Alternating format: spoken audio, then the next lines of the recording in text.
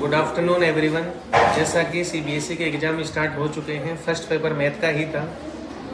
तो overall maths का paper moderate रहा। लास्ट ईयर के कंपैरिजन में 2 से 3 क्वेश्चन थोड़ा ऊपर नीचे थे, थोड़े से ट्रिकी क्वेश्चंस थे। बच्चों को थोड़ा सा ट्रिकी क्वेश्चंस में टाइम एक्स्ट्रा देना था। उनमें बेसिकली लैंग्वेज समझने का ही फ़र्क था, बाकी questions out of the syllabus नहीं थे, ना ही आउट ऑफ द बॉक्स थे। थोड़ा सा तो सीबीएसई में आप पढ़ रहे हो तो थोड़े से पेपर के लेवल की उम्मीद की जाती है। ओवरऑल ऑब्जेक्टिव वाला सेक्शन इजी रहा, वेरी शॉर्ट और शॉर्ट वाला भी इजी था। एक सेक्शन में वो लॉस परसेंटेज का क्वेश्चन था, तो बच्चों हो सकता है लॉस परसेंटेज का जो छोटी क्लासों में फॉर्मूला होता है वो स्किप कर गए, बाकी रेस्ट वो क्वेश्चन क्वाड्रेटिक इक्वेशन पे बेस्ड था। ओवरऑल पेपर मॉडरेट था। और जो केस बेस्ड स्टडी क्वेश्चंस रहे उनके अंदर भी जो उनमें 3 पार्ट्स आते हैं उनमें 2 मार्क्स वाले 2 पार्ट्स में अच्छे क्वेश्चंस थे। थोड़ा सा बच्चे को उसको लैंग्वेज को रीड करके समझने की नीड थी, बाकी वो इजीली होने लायक क्वेश्चन था।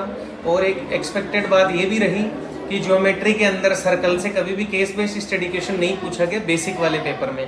तो बेसिक का भी अकॉर्डिंग टू बेसिक रिक्वायरमेंट बहुत अच्छा पेपर रहा। बच्चे सभी इजी बता रहे थे, सभी बच्चों का अच्छा हुआ है पेपर। और अब ट्रिग्नोमेट्री के अंदर कुछ क्वेश्चंस थे जो उनके बारे में श्वेता मैम आपको बताएंगे। As we know that yesterday it was the paper of mathematics. The trigonometric portion was easy. Direct value questions were there, ratios were there, and some questions that we have to prove the equality. That was also easy from the NCERT book in paper, and in standard that was also easy. Trigonometric portion. Overall, it was a logical thinking based paper, and it was moderate.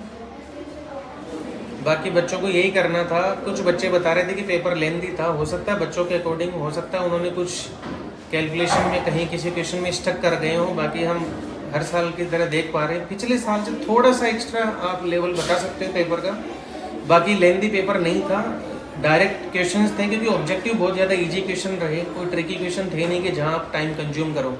Case based वाले question में भी एक question तो direct ही था, जो कि आपके quadratic polynomial वाले चैप्टर में से था। कुछ बच्चे कह रहे हैं कि 8-24 पेन हमें समझ में नहीं आया। भैया आपको लेंथ ही बतानी थी, सिर्फ नीचे वाले दोनों कोऑर्डिनेट गिवन थे, दोनों को ऐड करना था। रेस्ट ऑफ द पेपर अच्छा ही था।